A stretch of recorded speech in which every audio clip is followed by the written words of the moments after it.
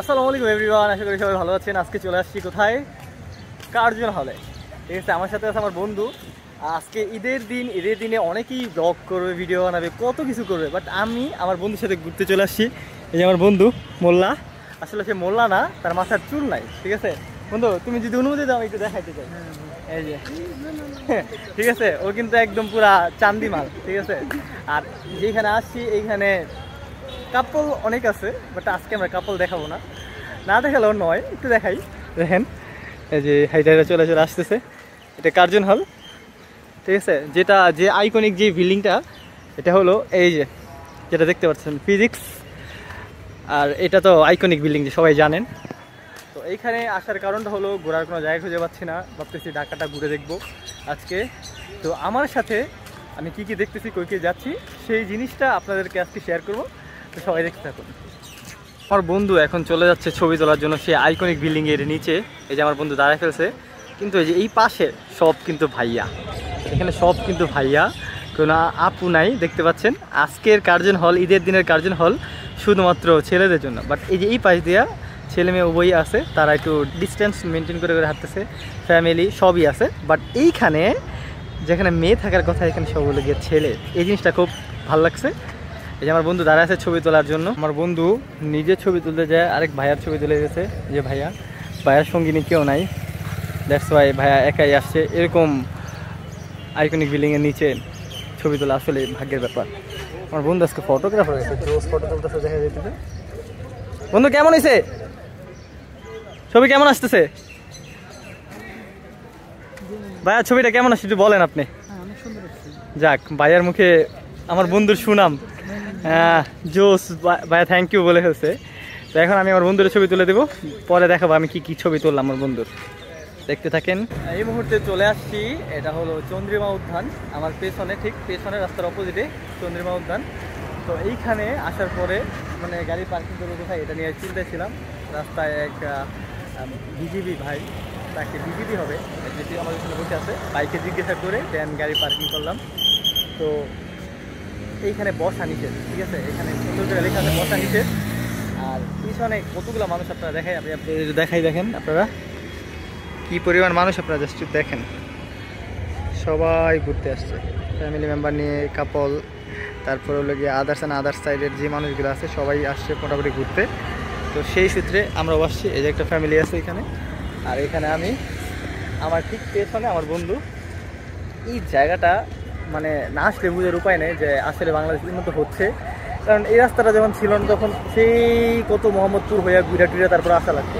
আর এখন এই রাস্তাটা হওয়াতে মাত্র 3-4 কিলো রাস্তা, মানে সহজেই ঘোরা যায়।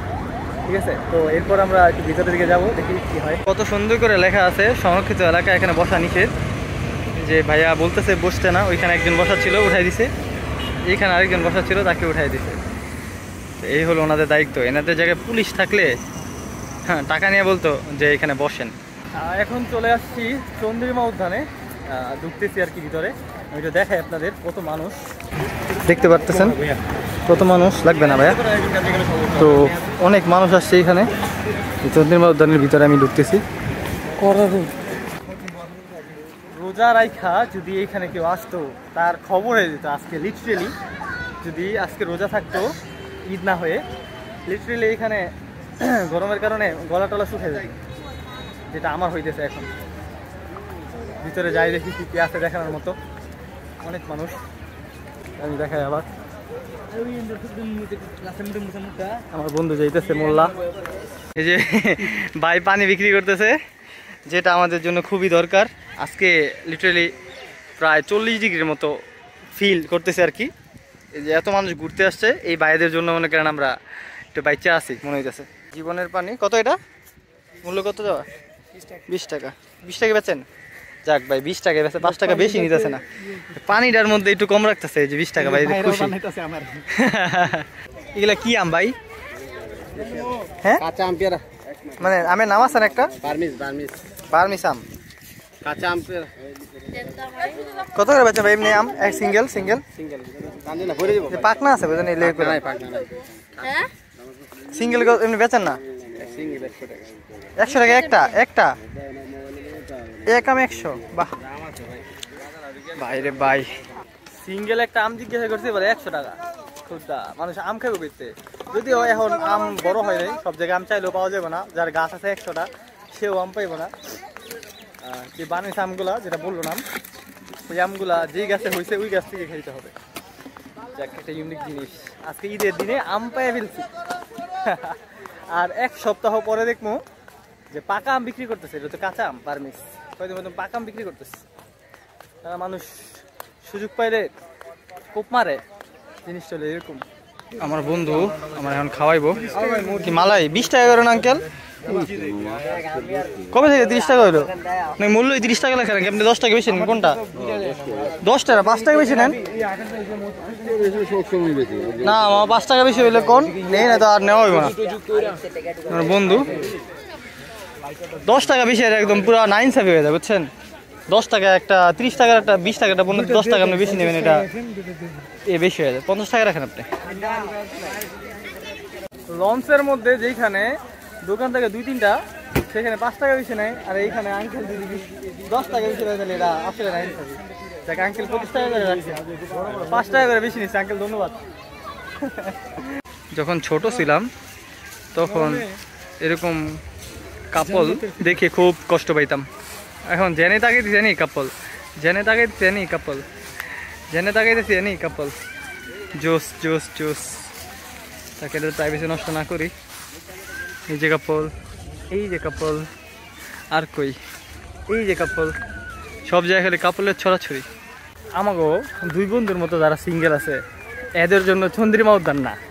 তারপরেও আসছি আমার বন্ধুর খাইশ মেটানোর জন্য। সে নাকি ঘুরবে, তো ঈদের দিন তাকে নিয়ে আসছি ঘোরার জন্য চন্দ্রিমা উদ্যানে।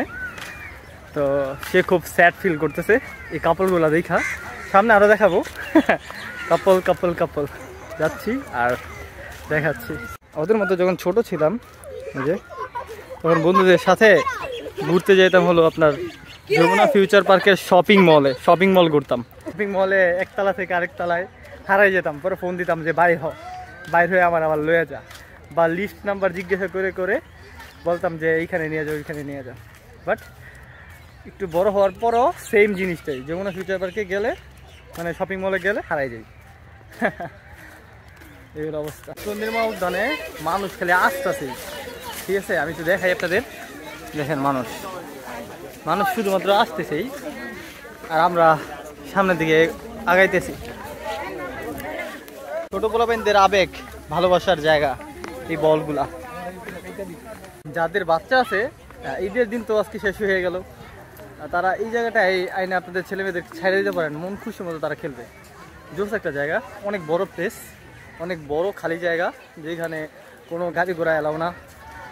তো আপনারা এখানে আসতে পারেন, খুবই সুন্দর জায়গা।